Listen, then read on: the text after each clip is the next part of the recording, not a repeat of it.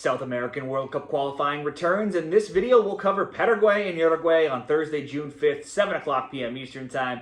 We look at the head-to-head history between these teams in their first meeting in the World Cup qualifying. They drew 0-0 in Uruguay back last September. Now, most meetings between these teams have been close. Bets on under 2.5 have gone 4-0 and even 10-2 if you go even further back across many seasons. Paraguay, though, rarely gets the better of Uruguay. They've not won any of the last 10 meetings. That goes back to 2007. Let's focus on Paraguay here at 5-6-3 with 21 points in the table. They're fifth. They're looking like they have a great chance to qualify, and that will be the first time since 2010 if they do. All of their games have been pretty close. They've only scored 11 goals for and only 9 goals allowed in those 14 games. At home, Paraguay has only given up 3 goals in 7 games, and they'll be at home here as well.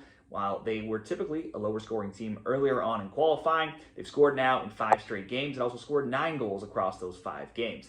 They're undefeated in 8 games at 4-4-0. They only have 1 loss across their last 11. They have given up, though, a goal in 4 of the last 5 and multiple goals in 2 of the last 3. So the once low-scoring trends are now relatively higher-scoring trends with Paraguay games. For Uruguay, they own the same 5-6-3 record with 21 points, but they're seeded third. They've scored more goals than Paraguay. They have 17, but they're also pretty stingy defensively, only giving up 10. Uruguay games also generally been all tight. The under 2.5s on a 7-1 run for them. Now, they've drawn in 5 of their last 8, and they've struggled to get wins, being just 1-5-2 in those games. They've only scored 4 goals in that time, and 3 of those goals came in 1 game. They've been shut out now in back-to-back games. They were even shut out against a porous defensive team like Bolivia last round.